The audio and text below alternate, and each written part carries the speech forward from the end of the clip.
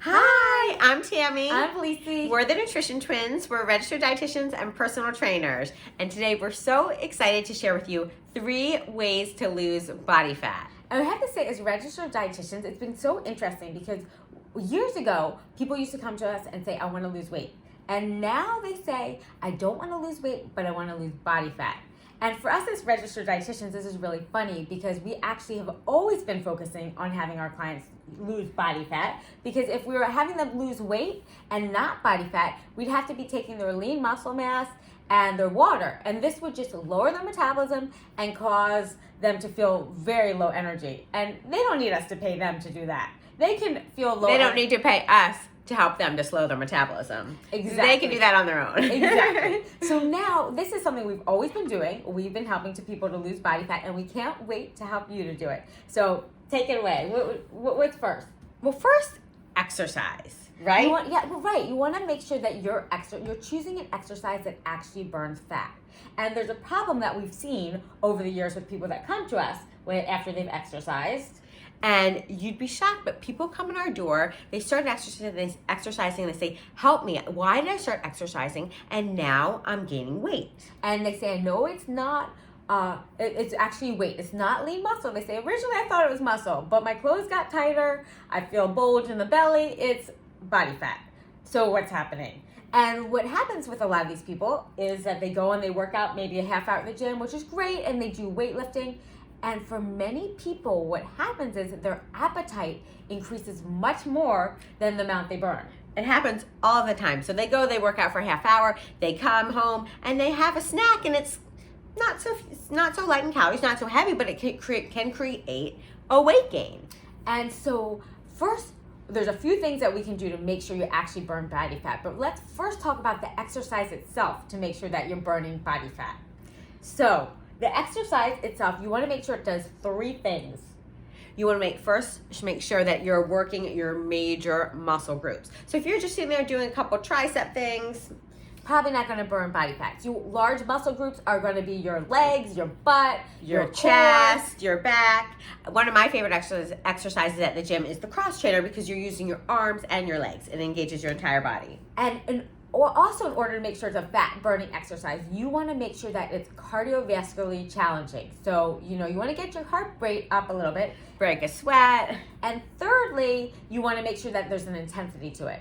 So, for us, so many of our clients come to us, what's the go-to when you want to lose weight? They all say, running. So if running, absolutely, think about it this way. When you run, you're using your legs.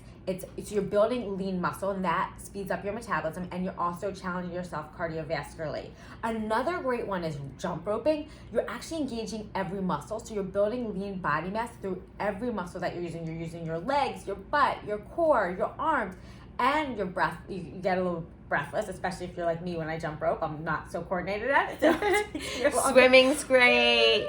Yeah. Rowing's great. Anything where you're moving your whole body is the way to go. Think about burpees and think about burpees. I'm kind of a hypocrite here because burpees happen to be one of my least favorite exercises, but I do. They do work. They do burn fat, and then also, but even if you do lunges or push-ups, if you can do it in a way that it gets cardiovascularly challenging for you, and that will burn fat.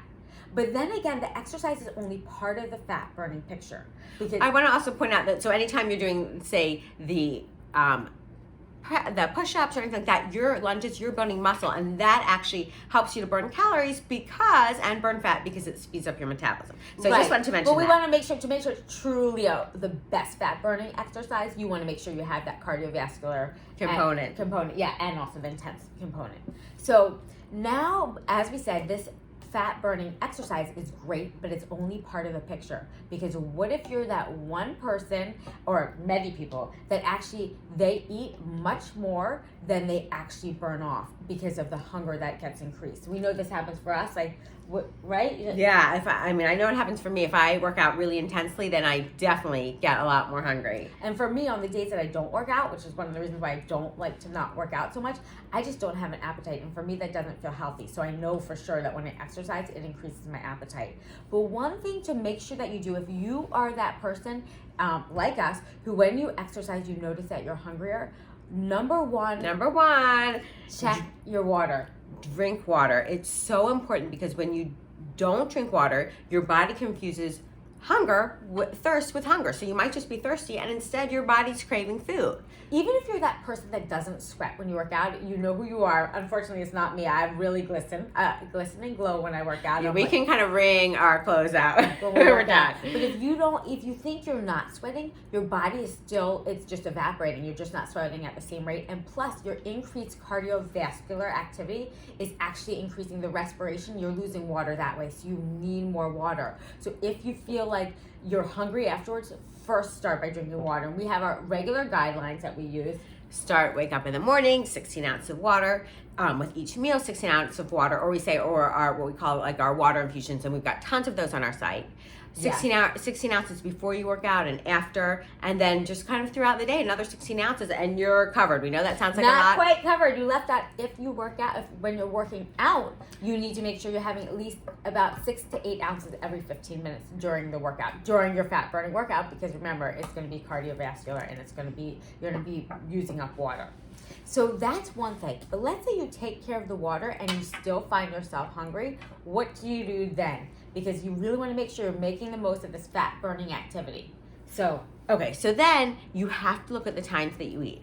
And if you're hungry, say you're hungry a couple hours after you eat, and you look and say, after you work out, and say, why am I so hungry? Then look at the time that you work out, and did you eat after that? Did you eat before it? Really monitor it, nail it down, learn what's going on, and figure it out. You can figure it out yourself, or that's what a lot of people come to us for, is to figure out, are they eating enough after? Are they eating enough before? And more importantly than that is really remember, when you work out and you've done this fat burning exercise, your body is a machine. It is burning up fuel. It is burning through calories. And that is a time when, one, if you don't feed it, you might get really hungry if you let it keep burning and burning and you don't give it any food. But it's also an amazing time to take advantage of the fat burning. So if you can eat immediately afterwards, one, you'll feel less hungry because you're gonna fuel that fire, but you're gonna actually feed that you'll use your fuel that you gave it. So it's great in that fat burning way. So if you normally work out at 5 and you wait a few hours to eat dinner, that might backfire. You'll get to dinner so hungry, versus if you work out, let's say at 6, you can push your workout to 6 and you try to eat immediately after, you'll have that fire burning inside you. Your metabolism will be revved. You'll burn up that fuel really well instead of using it to sit around, and you'll be less hungry. So that's a really great thing to do.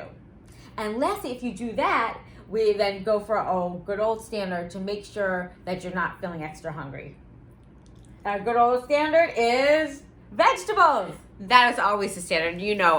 For those of you who know us, our third book was the Nutrition Twins Veggie Cure. So anytime you can load up on veggies, especially those low, non-starchy ones, which is basically any vegetable with the exception of peas, potatoes, and corn, load up. They'll keep you feeling full. The fiber fills you up. Drink some water with it, and you're good to go. Yeah, so that's the final way to make sure that you keep your exercise a fat-burning exercise. Now, another tip to our second one to make sure that you lose body fat is swap out sugar. Now, we've all heard this, but sugar is really for your fat burning potential. It does a real doozy. It does. What it does is it creates a high and then a crash. And when that crash sets in, that's when your body is signaled that it needs more fuel. And what is the quickest pick-me-up you can get? More sugar. So it starts a vicious cycle of the sugar high, sugar low, craving more sugar, sugar high, craving more sugar.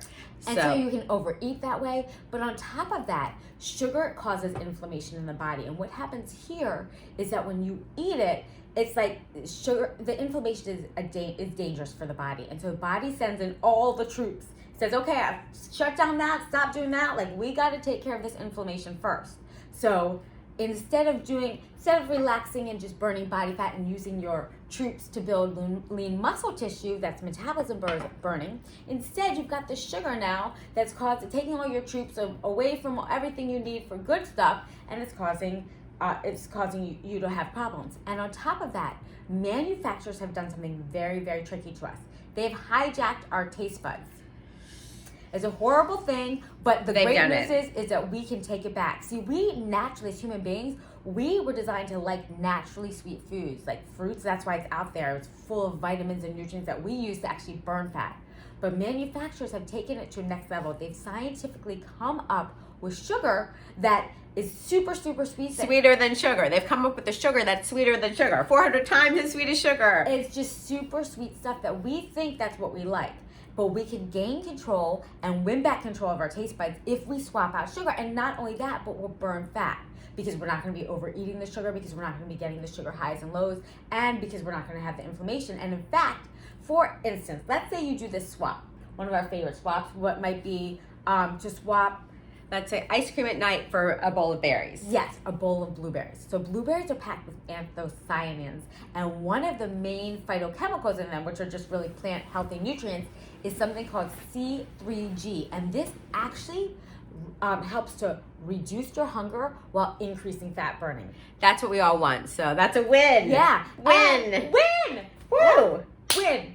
That was much better. Sorry, I don't take cheesy high fives very well. So that is one thing that you can do. And in the meantime, you're going to save yourself a lot of calories and burn more fat that way. So Okay. Those are the first two. The last thing that you is can do to burn fat. is rearranging your plate. And we have to say this one is, we don't recommend this for our endurance athletes, but it does work and research shows it works. And that is to take your plate and remove a lot of the carbohydrates. Carbohydrates aren't king in this, and instead make the majority of your plate protein, low starchy vegetables, and then as well as that, a little bit of fat. I want to preface this by saying, while research really shows that this can be very, very beneficial for fat burning, with our clients, we have amazing success for sustained long-term weight loss when our clients do include a half cup of a wholesome carbohydrate at their meal. We're talking about oatmeal, we're talking about sweet potatoes, we're talking about most starchy vegetables, whole grains, a half cup at a meal, or to 3/4 cup, no more than that. That being said, this can be very beneficial. And research does show that it does work when you replace, especially when you're comparing a high protein diet to a high carbohydrate diet, or a low fat with low fat. So again, protein, thinking of chicken, fish, eggs, beans, all of the great sources of protein. Then low carbohydrate, starchy vegetables at your meal. Fill your plate, and then just a little bit of fat. And this Coconut really oil. can, or a little bit of avocado Olive oil. The thing is, this can be very beneficial. But keep in mind, it may not be sustainable, and that is why we have very good success with our clients with that little bit of carbohydrate and making sure that they feel full. But this can work, and if you want to try it, and if you're not an elite or very endurance athlete, this might be something that could really increase your fat burning for now. So with that being said, you have our 3 tips for burning fat and losing weight forever. And you can do it. You got it. Bye. Guys.